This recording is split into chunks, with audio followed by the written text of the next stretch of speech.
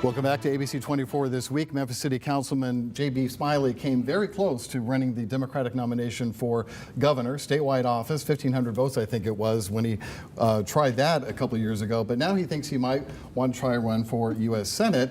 And he might be getting some help from this same Vanderbilt poll we've been talking about. When asked whether people approved of the job Senator Marsha Blackburn is doing up in Washington, 46% of voters in Tennessee said they approve of the job she's doing, but 45% said they disapprove of the job she's doing. And Tawan, that is the highest disapproval number that she has received since she's been a U.S. Senator. Wow. Does J.B. Smiley have a chance here? My 1% probably is in there. I don't know if he has a chance, but I would hope he would focus on getting reelected for city council and one day be our mayor for the city of Memphis. I see so many bright young candidates that we need to groom for the future, and he is certainly one. But if he decides to go for it, he did a good job in that Democratic governor's race. Came a little bit short, but he certainly has name recognition, enthusiasm, and a good platform that a lot of people were drawn to.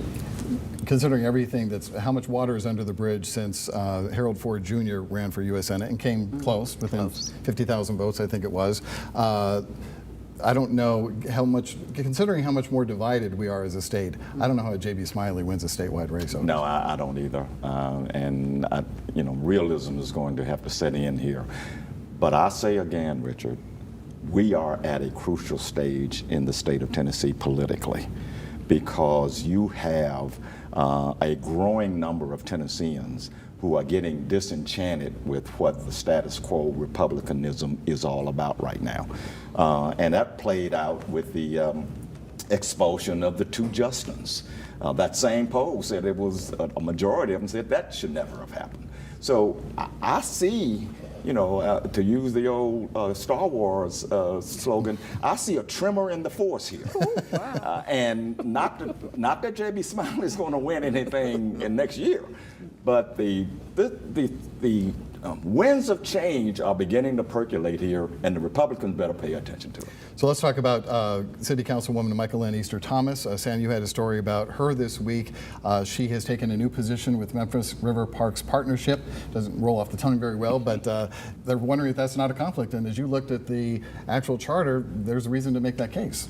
There's a reason to make the case, definitely in terms of the conflict of interest clause of the charter, that she is, by being a Memphis River Parks Partnership employee, she is interested in a contract or de facto agency of the city. And then there's also a charter provision, which specifically the words of it only apply to the mayor. But there's argument being made by some that it could apply to a city council person. And that says if someone becomes interested, if the mayor becomes interested in the city contract, then their office shall be vacated. And so there is rumblings that she may have to remove her seat. I think we have a long way to go from that point, and we may need a court ruling before any of this happens. Surely she thought about this before she took the job. Well, I would hope so, but I hope she gets a good attorney, number one. And number two, I guess I've been here a long time because I've had colleagues who work for this, that were city council members and worked for Memphis City Schools, the traditional Memphis City Schools, and this was never brought up, and Beale Street Development Corporation, and this was never brought up.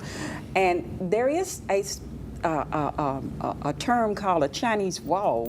When you don't vote, you don't discuss, you don't negotiate, you don't have anything to do with any dialogue regarding a certain issue, which would be riverfront development, and you are safe. Mm-hmm. So I kind of think this is one that will probably have to go to court for a judge to kind of hammer out.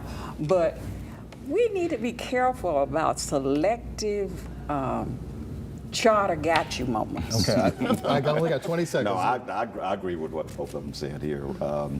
It may have to go to court. Mm-hmm. If she refuses to give up the seat or fights the seat, let the courts decide. Okay, we got to leave it there. My thanks to you for being here. We always run out of time on this show, but that's the way it goes. And thanks to you at home for watching as well. We'll see you next week for ABC24 This Week.